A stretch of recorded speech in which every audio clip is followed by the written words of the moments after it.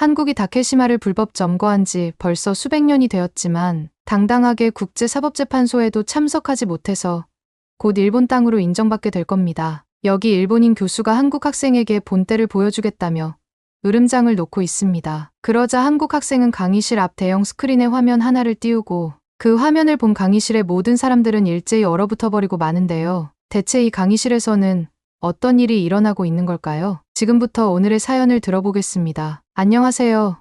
저는 독일의 베를린 공과대학교 자동차학과에 다니고 있는 안나라고 합니다. 여러분들도 잘 아시겠지만 독일은 세계적으로 기계공학 분야에서 뛰어난 기술력을 자랑하는 나라예요. 특히 폭스바겐이나 아우디 같은 세계적인 명품 브랜드를 만들어낸 나라로 자동차 산업에서는 전통적인 강국이에요. 그래서 독일의 공과대학들은 저마다 자신들의 기술 교육 시스템이 넘사벽이라고 뽐내고 있지만 그 중에서도 베를린 공과대학은 자동차 산업의 세계적 명문으로 인정받고 있습니다. 제가 자동차학과에 들어가서 엔지니어를 꿈꾸게 된 건 아마도 자동차 정비 마이스터였던 아버지의 영향 때문이라고 생각해요. 어릴 때부터 손재주가 좋았고 기계에 남다른 관심을 가지고 있던 아버지는 대학에 가지 않고 바로 현장으로 들어가서 기술을 익히기 시작하셨고 타고난 감각과 노력으로 자동차 정비 분야에서 장인으로 인정받게 되면서 곧 큰 규모의 자동차 정비업체를 운영하게 되셨죠. 저는 고등학교를 다니면서부터는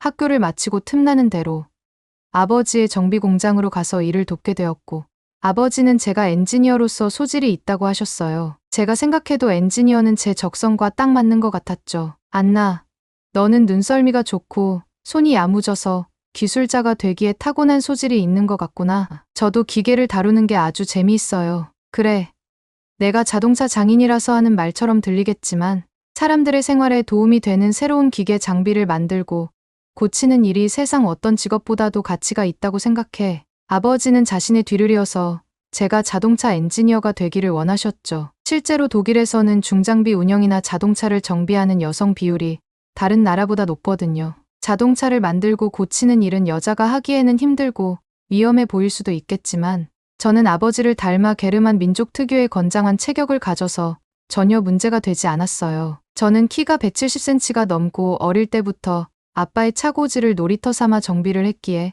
자동차 정비에 대해서는 웬만한 남자보다 자신 있었거든요. 또 복잡하고 민감한 장치를 분해해서 고장의 원인을 정확하게 찾아내는 섬세한 작업은 여성에게 적합한 직업이란 생각을 하게 되었죠. 자동차공학 분야에서는 최고로 인정받는 베를린 공과대학교에 진학한 뒤에 이론과 실습을 병행하는 수업은 무척이나 흥미롭고 재미있었어요. 곧 아버지의 뒤를 이어서 자동차 장인이 될 수 있을 거라는 기대에 부풀었죠. 그러다 3학년에 올라가면서 새로운 친구를 사귀게 되었습니다. 일본에서 유학을 온 하나코라는 친구였는데 그녀와 제가 친해진 건 특별한 계기가 있었어요. 하나코는 일본에서 유학을 왔지만 독일어에 서툴러서 독일 친구들에게 무시를 당하고 수업 내용을 잘 이해하지 못해 힘들어했어요. 특히 하나코는 일본어 특유의 억양 때문에 독일어 발음도 좀 웃겼거든요. 저는 따돌림을 당하고 늘 혼자 지내는 하나코가 보기 안쓰러워서 어떻게든 도와주고 싶었지만 하나코는 다른 친구들까지 모두 경계하며 제 도움조차 받아들이지 않았습니다. 그런데 얼마 후에 하나코에게 엄청난 일이 터지고 말았어요. 부끄러운 말이지만 독일 젊은 층들 중에는 인종차별주의자들이 은근히 많은 상황이에요. 특히 팬데믹을 겪으면서 바이러스를 아시아인들이 퍼뜨렸다는 근거 없는 황당한 소문이 퍼졌고 그들을 독일에서 쫓아내야 한다는 인종차별을 내세우는 소모임이 대학마다 우후죽순처럼 생겼는데 저희 대학도 마찬가지 상황이었죠.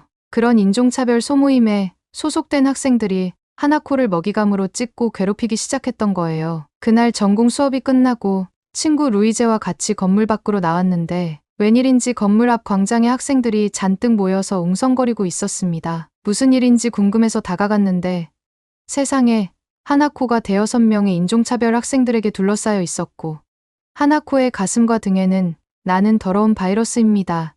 라는 말이 적힌 종이가 붙어 있었어요. 그걸 보는 순간 저는 피가 거꾸로 솟는 듯한 분노가 치밀어 올랐습니다. 그런데 어이가 없는 건 많은 학생들이 하나코가 다른 학생들에게 욕을 먹고 놀림을 당하면서 울먹이는데도 그저 재미있다는 듯이 웃으면서 구경만 하고 있는 거예요. 루이제도 이런 말도 안 되는 일이 학교 안에서 벌어진다는 게 믿을 수 없다는 표정이었죠. 학생들에게 손가락질을 받으면서 서럽게 웃는 하나코를 보자 뚜껑이 팍 열린 저는 바로 달려 들어가서 하나코를 놀리던 소모임의 리더로 보이는 남학생에게 벼락같이 소리를 질렀습니다. 너희들 이게 뭐하는 짓이야. 이건 범죄야.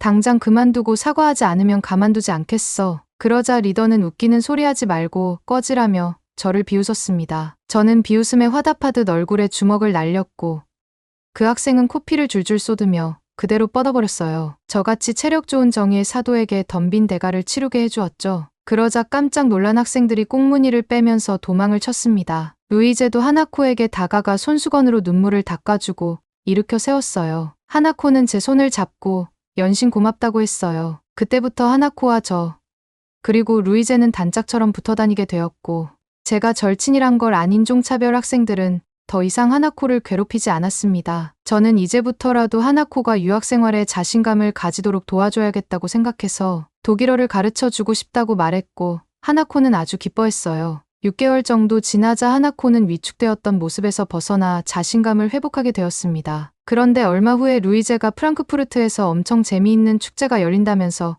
같이 가자고 했어요. 무슨 축제인지 물었지만 루이제는 그저 가보면 안다고 했죠. 축제는 강의가 없는 주말에 열려서 하나코와 저는 루이제를 따라서 기차를 타고 프랑크푸르트로 갔습니다. 축제 현장에 도착한 순간 저는 깜짝 놀라고 말았어요. 축제 시작까지 2시간이 넘게 남았지만 정말 발 디딜 틈조차 없을 정도로 엄청나게 많은 사람들로 붐비고 있었거든요. 그때 행사가 한류축제라는 걸 알게 되었습니다. 루이제가 K-팝 사생팬이라는 건 전부터 알고 있었어요. 그녀는 틈만 나면 유튜브로 K-팝 가수들의 노래를 듣고 댄스 챌린지를 보면서 시간을 보냈고 스트레스를 없애는 데는 신나는 K-팝을 듣는 것만큼 특효약이 없다고 입에 침이 마를 정도로 극찬했거든요.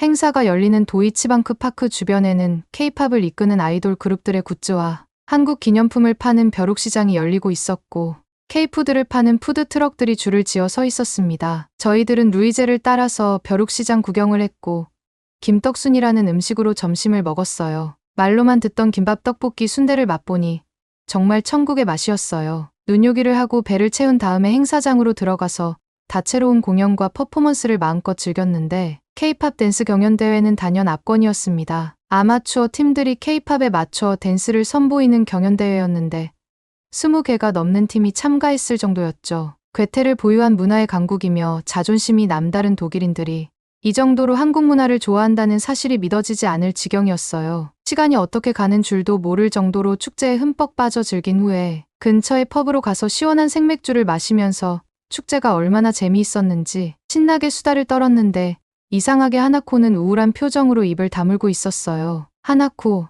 표정이 왜 그래? 축제가 별로였어. 아니면 어디 아파? 제가 묻자 망설이던 하나코가 조용하게 입을 열었고 충격적인 말을 했어요. 내가 이런 말은 안 하려고 했는데 너희들은 속고 있는 거야. 뭐? 우리가 속고 있다니. 누구한테 속고 있다는 거야? 생각도 못했던 말을 듣고 이해가 되지 않아서 묻자 하나코는 작심한 듯 거침없이 믿을 수 없는 말을 쏟아냈습니다. 사실 한류의 원조는 일본이야. 한국인들이 일본의 걸그룹의 춤과 노래를 훔쳐서 자기들 문화인 것처럼 속이고 있어. 음식도 마찬가지야. 아까 먹은 김밥도 일본의 막기를 흉내낸 음식이고 한국 된장도 일본의 미소 된장이 원조야. 너희들이 너무 좋아해서 입을 다물고 있었는데 내 친구들이 한국인들의 거짓말에 속아 넘어가는 걸 더 이상 보고 있을 수는 없어. 하나코의 말을 들은 루이제는 바로 반박을 했습니다. 한국인들이 거짓말을 하는 게 아니라 하나코가 뭔가 잘못 알고 있다고 했죠. 하나코, 나 한류에 관해서는 빠삭해. 완전 전문가라고. 그런데 한류의 원조가 일본이라는 말은 처음 들어. 내가 보기에 한류가 세계적으로 인기몰이를 하니까 질투가 나서 한국인들이 일본 문화를 베꼈다고 우기는 거 아니야? 루이제의 말은 타오르는 불에 기름을 들이부은 격이 되고 말았습니다. 하나코는 눈빛이 변하더니 버럭 소리를 질렀습니다. 뭐? 그럼 내가 거짓말쟁이란 말이야? 너희들은 한국인들의 선동에 세뇌당해서 진실이 뭔지 모르는 거라고. 누가 뭐라고 해도 한류의 뿌리는 일본이야. 하나코의 돌발 행동에 벙쪄버린 저와 루이제는 멍하니 있었는데 하나코는 혼자 집으로 가버렸습니다. 그 뒤로 하나코와 사이가 멀어지게 되었죠. 저는 어떻게 하면 하나코의 마음을 풀어줄 수 있을지 생각해 보기도 했지만 시간이 약이란 말처럼 가만히 두면 자연스럽게 기분이 풀어질 거라고 생각했습니다. 하지만 하나코는 그날 이후로 저희를 멀리했어요. 뭐 그러거나 말거나 저는 틈만 나면 유튜브로 K-팝을 보고 들었고 한국을 소개하는 동영상을 찾아보면서 한국이란 나라에 빠져들게 되었어요. 루이제의 영향을 받은 것도 있지만 왜 하나코가 한류라는 말만 나오면 거짓 선동이라고 바득바득 우기는지 궁금했거든요. 처음에는 하나코가 말한 대로 한국인들이 거짓말을 하는 게 아닌가 의심했지만 여러 자료들을 찾아보면서 하나코가 잘못 알고 있다는 걸 확실히 알게 되었습니다. 그래서 하나코에게 한류는 한국인들의 문화가 맞다고 말했지만 하나코는 오히려 화를 내면서 학교에서 마주쳐도 아는 척도 하지 않고 외면해버렸어요. 그러다 얼마 후에 생각도 못했던 황당한 일이 벌어지고 말았습니다. 1년간 교환학생으로 온 한국 남학생과 제가 친해지게 됐거든요. 그의 이름은 서준이었는데 한국에서 명문으로 손꼽히는 공과대학 출신이라 아주 똑똑하고 당찬 학생이었죠. 서준은 성격이 활달하고 부침성이 좋아서 금세 친해졌고 특히 한류라면 사족을 못 쓰는 루이제는 서준이를 졸졸 쫓아다녔습니다. 그러니 저도 자연스럽게 서준과 자주 어울리게 되었죠. 그런데 저희들이 어울려 다닐 때면 언제나 하나코가 멀리서 지켜보고 있는 따끔한 시선이 느껴졌어요. 처음에는 하나코가 질투가 나서 그러는 거라고 가볍게 생각했는데 그게 아니었습니다. 그날도 저희들은 평소처럼 강의가 끝난 다음에 카페에서 새로 데뷔한 한국 아이돌에 대해 수다를 떨고 있었어요. 그런데 하나코가 저희들에게 다가왔습니다. 하나코는 심각한 표정으로 다짜고짜 서준에게 시비를 거는 겁니다. 한류 축제 때 제게 했던 말과 똑같은 레파토리였어요. 한류의 뿌리가 일본이란 건 너도 잘 알고 있지? 거짓말로 선동질하는 건 당장 멈춰. 안 그러면 가만두지 않을 테니까. 그날 제가 본 하나코는 더 이상 내성적이고 수줍음 많던 부끄럼쟁이가 아니었어요. 독일 친구들의 괴롭힘에는 한마디도 하지 못하더니 가만히 있는 한국인에게 시비를 걸었죠. 하나코는 서준을 잡아먹을 듯이 노려보면서 살벌한 경고를 날렸습니다. 그런데 서준은 너무나 뜻밖의 반응을 보였어요. 마른 하늘의 날벼락 같은 경고를 받으면 화가 나서 소리를 지르면서 맞대응을 하는 게 일반적인데 서준은 대수롭지 않다는 듯 미소를 짓는 겁니다. 네가 하나코구나? 안나한테서 네 얘기 많이 들었어. 멀뚱하게 서 있지 말고 여기 앉아서 뭐가 문제인지 얘기를 해볼래? 서준은 화를 내기는커녕 하나코를 반갑게 맞으면서 자리까지 권해주었고 하나코는 예상 밖의 반응에 흠칫 놀란 듯 했어요. 그리고 홀린 듯 자리에 앉았습니다. 그러자 서준은 차분하고 논리적으로 하나코의 말을 하나씩 반박하면서 잘못을 짚어주었죠. 네 말대로 한국과 일본이 음식부터 음악까지 전부 같다면 왜 한국 것만 인기를 끄는지 생각해봤니? 너랑 나랑은 서양인들이 보기에 비슷하게 생긴 동양인이지만 사실 우리는 서로 국적이 다르잖아. 비슷하다고 해서 무조건 똑같은 거라고 우기는 건 너무 우습다. 코미디도 아니고. 한국의 된장과 일본의 미소는 자세히 보면 색도 다르고 맛도 말라. 음식뿐 아니라 음악도 그렇고 각자의 독자성과 매력을 인정하는 게 일본 문화 발달에도 좋지 않겠어? 서준의 설득력 있는 논리에 하나코는 한마디 변명도 하지 못하고 가만히 듣기만 했고 나중에는 수치심 때문인지 얼굴이 발갛게 달아올라 자리에서 일어나더군요. 저는 서준과 대화를 할 때마다 같은 아시아 국가지만 한국과 일본, 그리고 중국인들은 아주 다르다는 걸 느꼈습니다. 중국인들은 토론을 할 때 논리보다는 목소리를 높여서 상대방을 제압하려고 들었고 맞든 틀리든 자기 생각을 끝까지 우겨댔습니다. 반면에 일본인은 상대방의 눈치를 보면서 전형적인 강약약강의 모습을 보여주더군요. 상대방이 조금이라도 말실수를 하면 그걸 빌미로 자기 생각을 늘어놓았죠. 하지만 한국인들은 먼저 상대방의 말을 끝까지 들은 다음에 자기 생각을 논리적으로 차분하게 말하면서 설득하려고 들었어요. 근거 있는 논리적인 주장과 열린 태도가 한국인들의 특징인 것 같았어요. 그렇게 하나코의 시비가 사그라드는가 싶었지만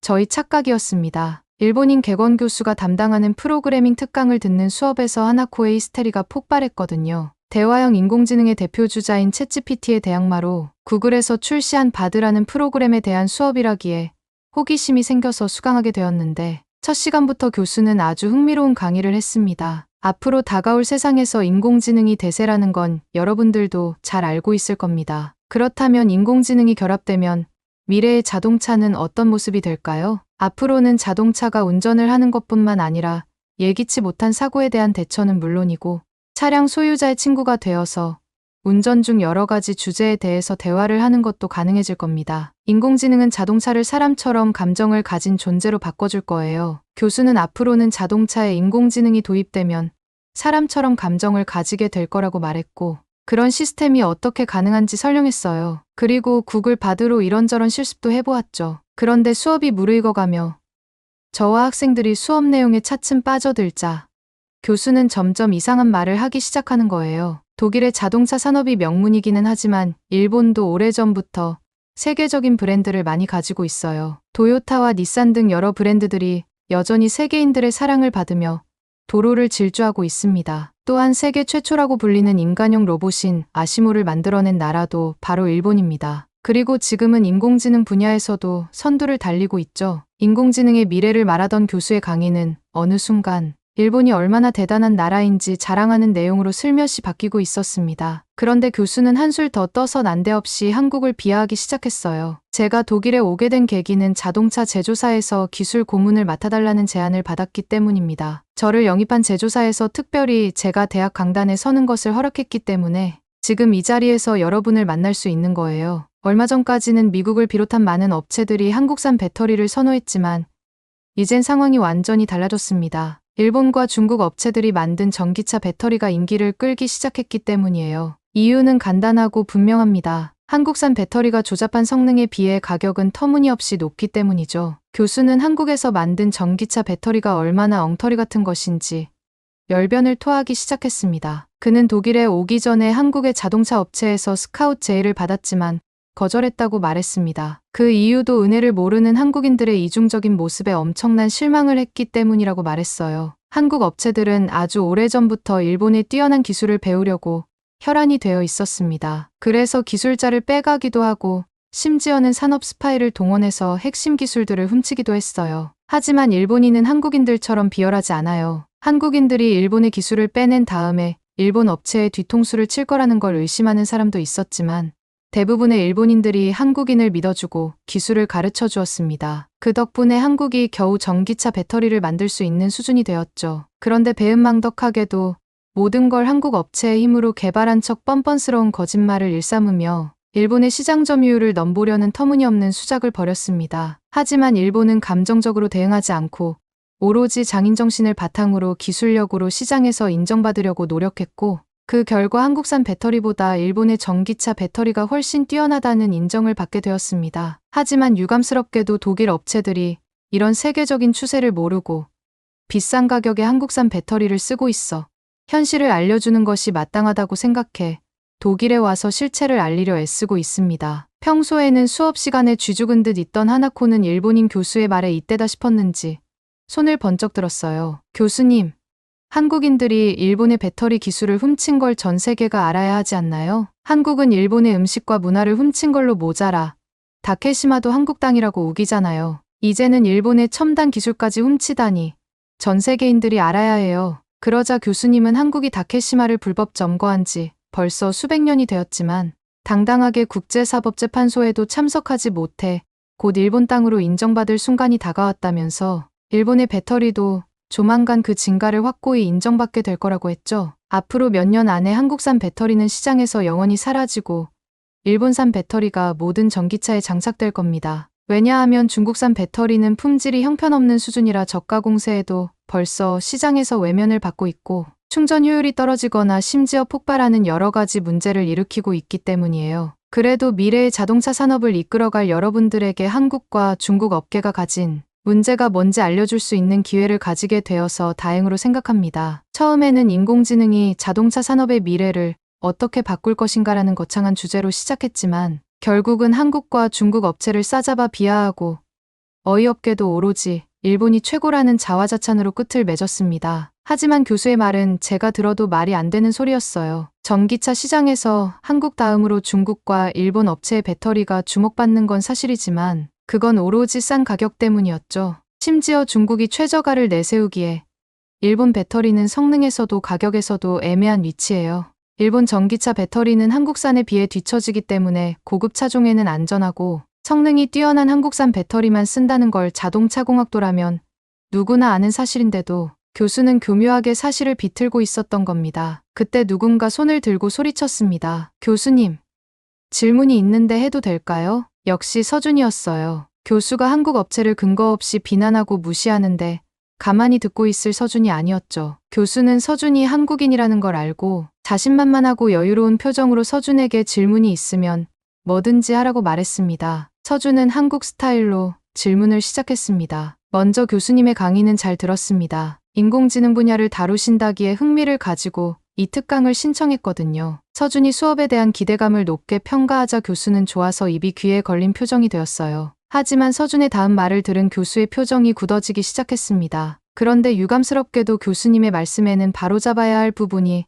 아주 많이 있습니다. 교수님이 그렇게 신봉하는 인공지능에게 물어보니 독도가 한국 땅이라고 나오는데요. 정말로 다들 실습을 위해 켜놓은 구글 바드의 독도에 대해 묻자 일본에서 분쟁을 시도하고 있지만 한국이 점유하고 있는 한국 땅이라고 나왔죠. 당황한 교수님이 아무 말도 하지 못하자 서준은 쉴 틈 없이 한국 기업의 전기차 배터리가 얼마나 뛰어난 성능을 보이고 있는지 실제적인 사례를 들면서 조목조목 반박했습니다. 테슬라도 한국의 자동차 업체를 파트너로 삼고 있고 한국 배터리가 전 세계에서 최고의 기술력을 가지고 있다는 건 누구나 아는 사실이라고요. 시장 점유율이 중국 배터리에 밀리는 건 사실이지만 그건 한국 제품의 가격이 높기 때문이라는 거죠. 얼핏 보면 뭐든지 가격을 후려쳐서 팔고 보자는 중국의 전략이 통하는 것처럼 보이지만 중국의 전기차 배터리는 여러 가지 문제를 일으키면서 싼 게 비지떡이란 말이 맞다는 걸 몸으로 보여주고 있으며 모든 나라들이 한국 배터리에 다시 관심을 가지기 시작할 수밖에 없게 된 현상을 이야기했어요.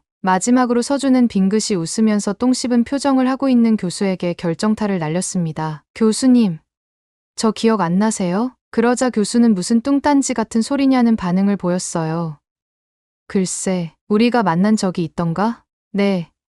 2년 전에 한국의 H자동차 연구소에 오신 적이 있죠? 교수님은 기억 못 하시겠지만 그때 저는 실습생으로 연수하고 있었어요. 그 말을 들은 교수의 얼굴은 대번의 흙빛으로 변해버렸습니다. 서준이 휴학을 하고 인턴으로 실습을 하던 자동차 기술 연구소에 일본 업체 관계자들이 찾아와 기술 제휴를 해달라고 사정했었다고 합니다. 그 관계자 중 한 명이 일본인 교수였던 거예요. 서준은 휴대폰에서 교수를 포함해 다른 연구원들과 같이 찍은 사진을 보여주었습니다. 그때 교수님이 하신 말씀을 저는 아직도 기억하고 있어요. 일본은 전기차 배터리 산업을 이제 막 시작한 상황입니다. 사람으로 따지면 신생아나 다를 바 없는 처지여서 강력한 보호자가 절실하게 필요해요. 흔쾌히 견학을 허락하고 연수생들을 받아준 한국분들께 정말 감사합니다 라고 말하셨죠. 그러자 교수님은 말까지 더듬으며 황급히 말을 돌리려고 했습니다.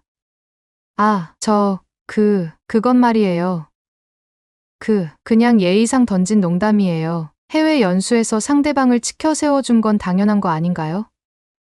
오늘 강의는 여기서 마치겠습니다. 그는 도망치듯이 강의실을 빠져나갔습니다. 그리고 다음 특강 시간에는 다른 교수가 들어왔어요. 새로운 교수는 일본인 객원 교수가 갑자기 강의를 그만두겠다고 학교에 통보했기 때문에 자신이 급히 특강 시간을 맡게 되었다고 말했죠. 피치 못할 사정이 있다고 했는데 왜 그렇게 무책임한 행동을 한 건지 이해할 수 없다고 했어요. 하지만 서준과 저는 교수가 왜 야반도주하듯이 도망쳤는지 알 것 같았죠. 강의 때마다 자신의 흑역사를 잘 아는 서준과 계속 마주쳐야 하는 게 부담스러워서 포기해버린 거예요. 서준을 통해서 한국 업체의 자동차에 대한 기술력이 얼마나 높은지 알게 되었고 졸업한 뒤에는 한국 업체에서 기술자로 일하고 싶다는 계획을 세우게 되었습니다. 하지만 그 전에 실무 경험을 쌓아야 했어요. 그래서 곧 한국으로 돌아가는 서준에게 그가 인턴으로 근무했던 자동차 연구소에 들어갈 수 있는 방법을 알아봐 달라고 부탁했습니다. 얼마 후에 서준이 자세한 정보를 담은 이메일을 보내왔고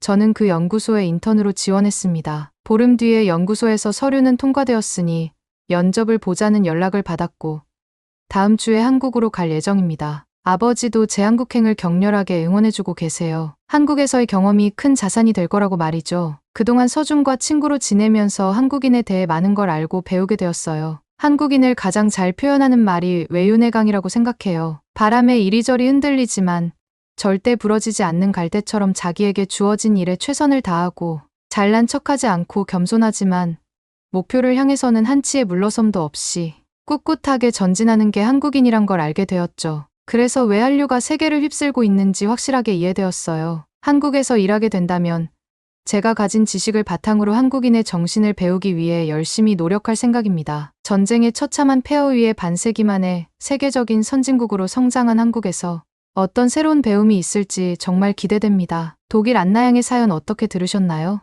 말도 안 되는 일본의 억지에도 당당하게 할 말을 한 서준님이 참 야무지게 느껴지는데요. 안나님이 최종 면접에 꼭 합격해서 한국의 뛰어난 자동차 기술을 배우러 오시길 응원합니다. 오늘 사연이 좋으셨다면 구독, 좋아요, 알림 설정 부탁드리며 저는 더 좋은 사연으로 돌아오겠습니다. 지금까지 감동특공대 윤하경이었습니다. 감사합니다.